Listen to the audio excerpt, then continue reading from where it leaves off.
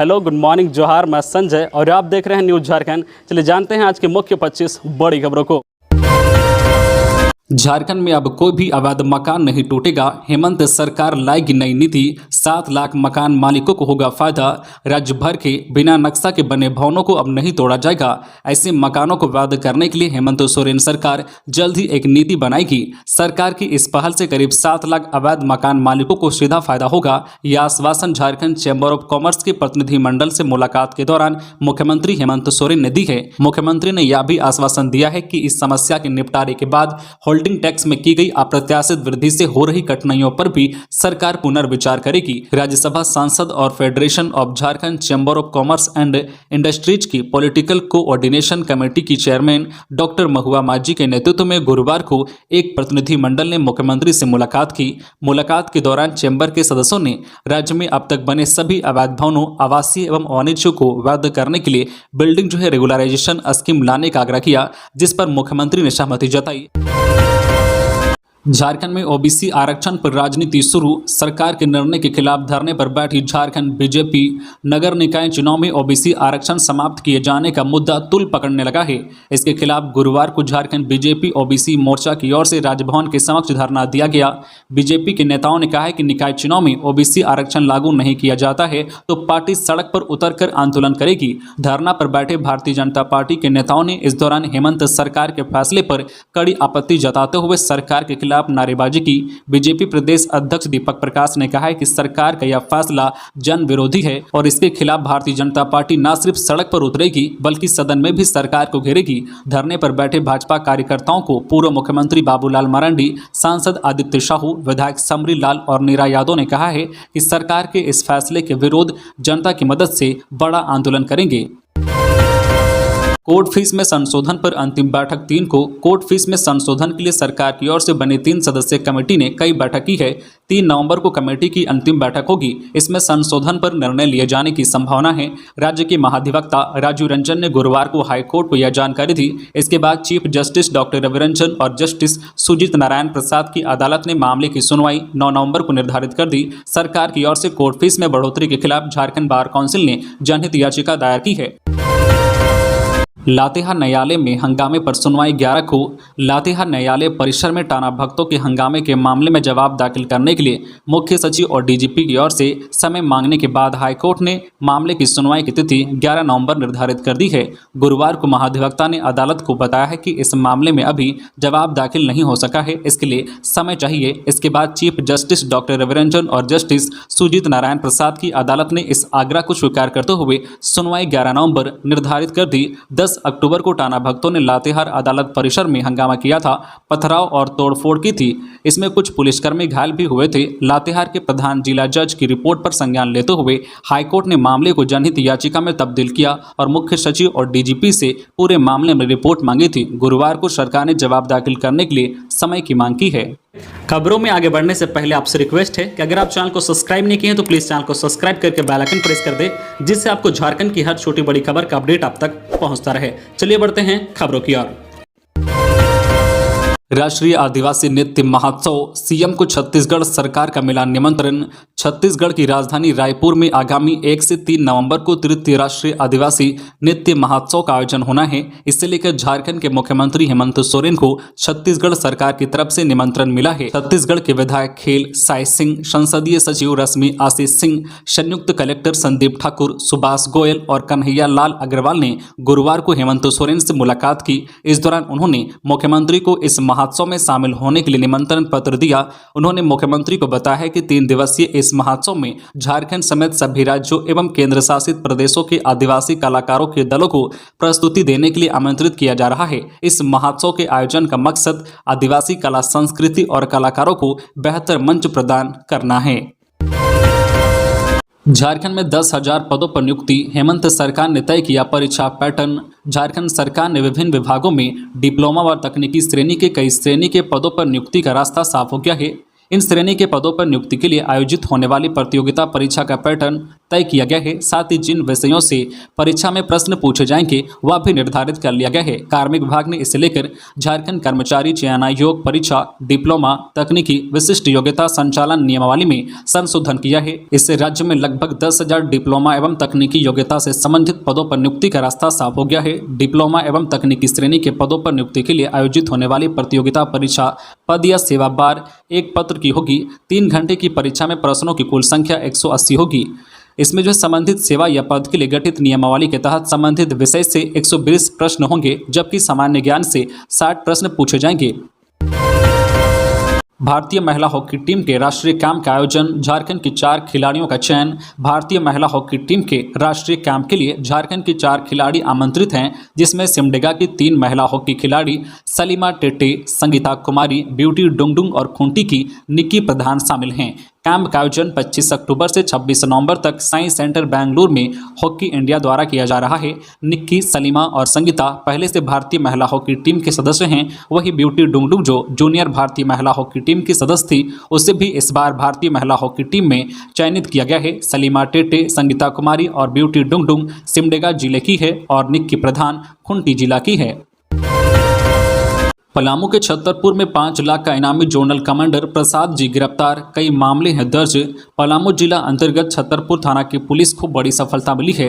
प्रतिबंधित नक्सली संगठन एमसीसी का हार्डकोर जोनल कमांडर और 5 लाख का इनामी नक्सली रामप्रसाद यादव उर्फ प्रसाद जी उर्फ सुजीत जी उर्फ भंडारी को छतरपुर थाना की पुलिस ने गिरफ्तार किया है। गिरफ्तार नक्सली का छतरपुर, नौडीहा, पिपरा, हरिहरगंज सहित बिहार के डुमरिया, इमामगंज, देव, अंबा सहित अन्य जगहों पर आतंक था। वही छतरपुर सहित अन्य थानों में दर्जनों मामले दर्ज हैं। जेएमएम नेता साहब मुखिया पति की गोली मारकर हत्या। गढ़वा जिले के चिनिया थाना क्षेत्र में चिनिया मुखिया पति एवं जेएमएम नेता आयूब मंसूरी की अज्ञात अपराधियों ने गोली मारकर हत्या कर दी। आयूब को गोली उस वक्त मारी गई जब वह अपने पंचायत में सरकार आपके द्वार कार्यक्रम समाप्त होने के बाद मस्जिद के पास गया था। यहां पहले से घात लगाए अज्ञात अपराधियों ने आयूब पर ताबड़तोड़ फायरिंग कर दी और फरार हो गए। आनन फानन में आयूब को इलाज के लिए चिनिया के सामुदायिक स्वास्थ्य केंद्र में ले जाया गया, जहां से प्राथमिक उपचार के बाद उसे सदर अस्पताल ले जाया गया, मगर रास्ते में ही उसने दम तोड़ दिया। सदर अस्पताल के डॉक्टरों ने उसे मृत घोषित कर दिया। सूचना मिलने के बाद मौके पर पहुंची पुलिस मामले की छानबीन में जुट गई है। खूंटी के कर्रा में मुख्यमंत्री के आगमन की तैयारियां जोरों पर, अधिकारियों ने लिया जायजा। मुख्यमंत्री हेमंत सोरेन आज शुक्रवार को कर्रा में कई योजनाओं का शिलान्यास और उद्घाटन करेंगे। साथ ही आपकी योजना आपकी सरकार आपके द्वार कार्यक्रम में भी शिरकत करेंगे। मुख्यमंत्री के आगमन को लेकर कार्यक्रम स्थल पर तैयारियां जोरों पर हैं। उपायुक्त शशि रंजन, एसडीएम जितेंद्र मुंडा सहित कई अधिकारियों ने गुरुवार को तैयारियों का जायजा लिया। कार्यक्रम स्थल में साफ सफाई के साथ पेयजल की उपलब्धता, शौचालय, मेडिकल टीम, एम्बुलेंस की उपलब्धता के साथ मुख्य अतिथियों और आम लोग की सुविधा को लेकर डीसी ने अधिकारियों को कई निर्देश दिए। कर्रा तोरपा रोड पर रेलवे फाटक के पास मुख्यमंत्री का कार्यक्रम होना है। मुख्यमंत्री जिले के सभी 6 प्रखंड क्षेत्रों की कई योजनाओं का शिलान्यास और उद्घाटन करेंगे। सरकार आपके द्वार कार्यक्रम में सीएम हेमंत सोरेन खूंटी जिले को कई जो सौगात देंगे। इसके अलावा मुख्यमंत्री द्वारा किसान पाठशाला का उद्घाटन किया जाएगा। देवघर एयरपोर्ट से दिल्ली और कोलकाता फ्लाइट में टिकटों की एडवांस बुकिंग, मौसम साफ होने का दिख रहा असर। मौसम साफ होने से देवघर एयरपोर्ट से दिल्ली और कोलकाता की नियमित फ्लाइट का आवागमन लगातार हो रहा है। फ्लाइट के नियमित होने से देवघर एयरपोर्ट से दिल्ली और कोलकाता आने जाने वाले यात्रियों की संख्या बढ़ी है। त्योहारों में दोनों फ्लाइट की टिकटों की एडवांस बुकिंग की होड़ मची हुई है। डिमांड बढ़ने से टिकटों की दरों में भी लगातार वृद्धि हो रही है। इन दिनों कोलकाता की फ्लाइट की अप डाउन सीटें अक्सर फुल हो रही है, जबकि दिल्ली की अप डाउन फ्लाइट की 85 से 100% सीटें बुक हो रही है। सीएम हेमंत सोरेन से मिली अंडर 17 फुटबॉल कप्तान अष्टम उरांव समेत अन्य खिलाड़ी। झारखंड मंत्रालय में मुख्यमंत्री हेमंत सोरेन से अंडर 17 फीफा वर्ल्ड कप में भारतीय फुटबॉल टीम की कप्तान अष्टम उरांव के साथ अन्य खिलाड़ी नीतू लिंडा, अंजलि मुंडा, अनीता कुमारी, पूर्णिमा कुमारी एवं सुधा अंकिता तिर्की ने भेंट की। इस दौरान इन खिलाड़ियों ने सीएम के समक्ष अपने अनुभव को साझा किया। कांग्रेस को राष्ट्रीय अध्यक्ष के रूप में मिला दलित चेहरा, झारखंड में दलित वोट खींचने में कामयाब होंगे मल्लिकार्जुन। कांग्रेस के राष्ट्रीय अध्यक्ष के रूप में दलित चेहरा मल्लिकार्जुन खड़गे मिल गए हैं। नवनिर्वाचित कांग्रेस के राष्ट्रीय अध्यक्ष ने पदभार अभी ग्रहण नहीं किया है, लेकिन झारखंड सहित पूरे देश में कांग्रेस नेता उत्साहित हैं। अब सवाल है कि नए राष्ट्रीय अध्यक्ष झारखंड में दलित वोट को खींच पाएंगे या तो आने वाला वक्त में पता चलेगा। फिलहाल कांग्रेस की खुशी को लेकर भारतीय जनता पार्टी तंज कस रही है। बीजेपी नेता कहते हैं कि कांग्रेस नेता राहुल और सोनिया गांधी से उब गए थे, इसलिए उनकी विदाई का जश्न मना रहे हैं। दुमका की एक और बेटी आई आग की चपेट में, पति ने पेट्रोल से जलाने की दी धमकी। छीना झपटी में गंभीर रूप से घायल हुई रूपा। दुमका में एक और बेटी पेट्रोल की वजह से आग की चपेट में आ गई। घटना दुमका के गोपीकांदर प्रखंड की बताई जा रही है। रूपा मरांडी गंभीर रूप से घायल है, उन्हें तुरंत रिम्स रेफर कर दिया गया है। रूपा का उसके पति से झगड़ा हो रहा था। पति बाइक से पेट्रोल निकालकर पत्नी को जलाने की धमकी देने लगा। रूपा ने पेट्रोल छीनने की कोशिश की तो गलती से पेट्रोल में आग लग गई और रूपा इसकी चपेट में आ गई। घायल अवस्था में रूपा को दुमका स्थित फूलो झानो मेडिकल कॉलेज एंड अस्पताल में भर्ती कराया गया है, लेकिन उसकी गंभीर स्थिति को देखते हुए उसे रांची स्थित Rajendra institute of medical science RIMS refer कर दिया गया है। इस घटना में पति रामेश्वर का हाथ भी झुलसा है। न्यायिक हिरासत में फोन इस्तेमाल कर रहे थे पंकज मिश्रा, ईडी ने 2 को किया गिरफ्तार। आय से अधिक संपत्ति के मामले में न्यायिक हिरासत में रहते हुए पंकज मिश्रा से बातचीत करने के आरोप में 2 लोगों को ईडी ने गिरफ्तार किया है। इस गिरफ्तारी ने कई अहम राज खोले हैं। सूत्रों की माने तो लगभग दर्जन भर वरिष्ठ अधिकारियों से पंकज मिश्रा लगातार संपर्क में थे। इस पूरे मामले को लेकर बाबूलाल मरांडी ने हेमंत सरकार पर जमकर निशाना साधा है। न्यायिक हिरासत में रहते हुए फोन के इस्तेमाल को लेकर ईडी सख्त कार्रवाई करने का मन बना रही है। उन अधिकारियों की लिस्ट तैयार की जा रही है जिनके संपर्क में पंकज मिश्रा थे। सूत्रों की माने तो पंकज मिश्रा 1 दर्जन से ज्यादा आईएएस और आईपीएस अधिकारियों से लगातार संपर्क में थे। ईडी के पास ऐसे कई साक्ष्य हैं जिससे साबित होता है कि पंकज मिश्रा की इन अधिकारियों से लगातार बातचीत होती थी। प्रधानमंत्री आवास योजना शहरी के लिए झारखंड को राष्ट्रीय पुरस्कार। प्रधानमंत्री नरेंद्र मोदी ने गुजरात के राजकोट में आयोजित इंडिया अर्बन हाउसिंग कॉन्क्लेव 2022 कार्यक्रम का उद्घाटन किया। आवासन एवं शहरी कार्य मंत्रालय मंत्री हरदीप सिंह पुरी ने झारखंड को प्रधानमंत्री आवास योजना शहरी के सफल कार्यान्वयन को लेकर 3 श्रेणियों में राष्ट्रीय पुरस्कार दिया। झारखंड की ओर से इस कार्यक्रम में पुरस्कार ग्रहण नगरीय प्रशासन निदेशालय के निदेशक आदित्य कुमार आनंद समेत अन्य अधिकारियों ने पुरस्कार ग्रहण किया। डीएमए के निदेशक आदित्य कुमार आनंद ने इस कार्य में सहयोग के लिए निदेशालय व सभी नगर निकायों के अधिकारियों व पदाधिकारियों को बधाई दी है। लातेहार में महिला सहित जेजेएमपी का एरिया कमांडर गिरफ्तार, कई हथियार बरामद। लातेहार पुलिस को बुधवार को दोहरी सफलता मिली है।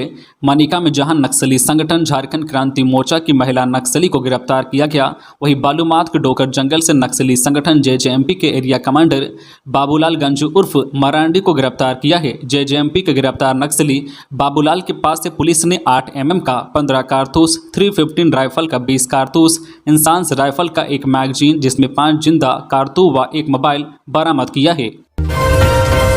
विधायक ने गिरिडीह और पीरटांड में सरकार आपके द्वार कार्यक्रम का किया उद्घाटन। गिरिडीह विधायक सुदिव्य कुमार सोनू ने गुरुवार को पीरटांड प्रखंड के तोइयो पंचायत में आपकी योजना आपकी सरकार आपके द्वार कार्यक्रम का दीप प्रज्वलित कर उद्घाटन किया। इसके बाद उन्होंने गिरिडीह शहर के मकदपुर और गिरिडीह प्रखंड के मंगरोडी पंचायतों में जाकर शिविर का उद्घाटन किया। इस दौरान उन्होंने सभी विभागों के स्टॉल में जाकर कार्यों की जानकारी ली, साथ ही शिविर में आए लोगों से मिलकर उनकी परेशानियों से अवगत हुए।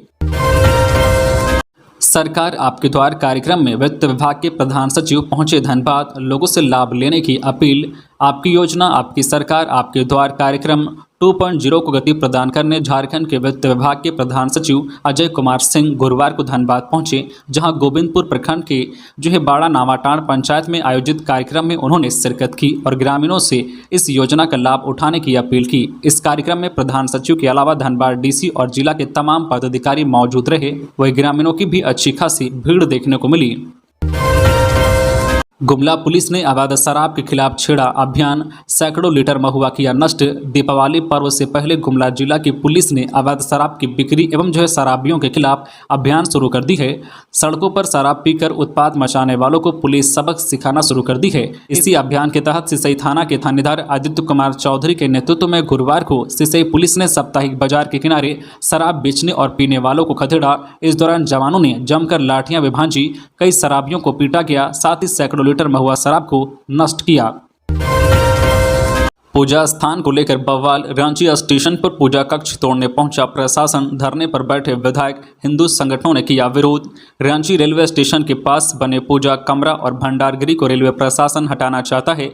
प्रशासन जब जगह खाली कराने पहुंचा तो इसे लेकर विरोध किया गया। दुर्गा पूजा समिति ने प्रशासन के इस फैसले का विरोध किया है। विधायक सीपी सिंह भी मौके पर पहुंचे और धरने पर बैठ गए। उन्होंने कहा कि जब तक रेलवे दूसरी जगह विकल्प के रूप में नहीं देता तब तक यह नहीं तोड़ा जा सकेगा। रेलवे स्टेशन के पास मौजूद पूजा रूम और भंडारगृह को हटाने की रणनीति रेलवे के अधिकारी लंबे समय से बना रहे हैं। रेलवे पुलिस को भी इसे लेकर भारी विरोध झेलना पड़ा। काफी संख्या में स्थानीय लोग और हिंदू संगठनों ने इसका विरोध किया है। रेलवे ने बताया है कि उस जगह पर बना पूजा कक्ष और भंडारगृह अवैध है, इसलिए इसे हटाया जा रहा है।